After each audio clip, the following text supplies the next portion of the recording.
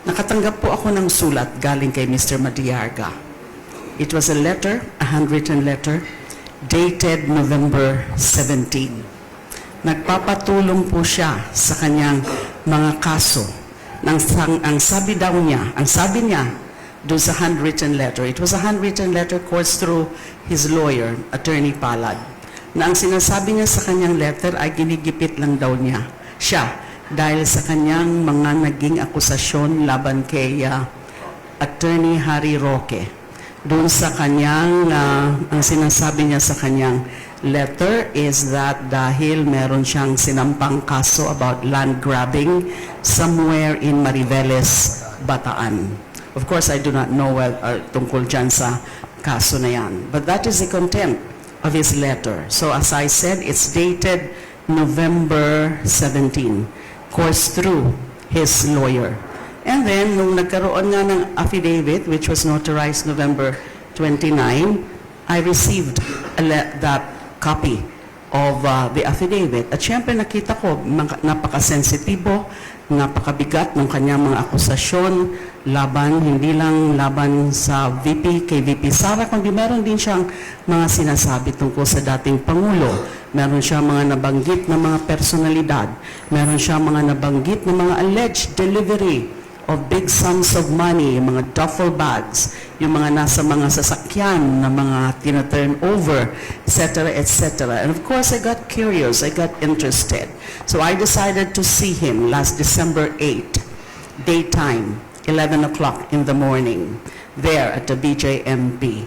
So in the presence of his lawyer, Attorney Palad, I interviewed him, I asked questions, searching questions. I played devil's advocate doon sa kanyang mga aligasyon sa kanyang affidavit.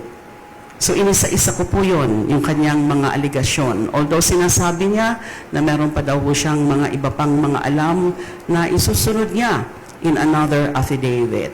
And then, syempre, kasi ako po bilang abogada and bilang dating Justice Secretary, sanay naman po ako na nag-handle ng mga ganitong bagay. Pero dahil nga po mga seryoso ang mga akusasyon, kailangan pong sinusuri ito ng maigi. Kailangan nagiging maingat, lalo na nga po na meron akong sariling personal na experience na yung mga nag-akusa sa akin ay mga laway lang.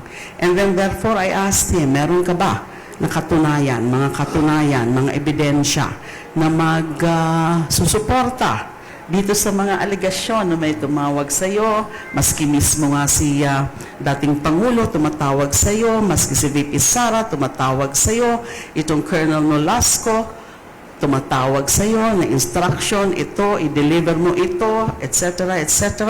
Ang sabi niya, meron daw siya na ebidensya. So sabi ko, I'd like to see that. Before, kung ano man ang pwede kong gawin na makakatulong bago ako to take any action, let me first reserve any judgment. Diba? Kasi gusto ko, pag mga ganito, mga bagay na mga maselan, sensitibo, ay maging maingat. So yun po ang sitwasyon. I stayed there, I think, if I'm not mistaken, for a little over 2 hours. It started my interview of him, na meron namang bantay doon, na guard sa BJMP. There's a CCTV there. About a little more than 2 hours, 11 o'clock, and then umalis kami doon past 1 o'clock. So once, that's December 8, that's holiday. And then naglabasan na itong mga to. Marami na akong mga nakita sa news and then sa social media na mga posts about this.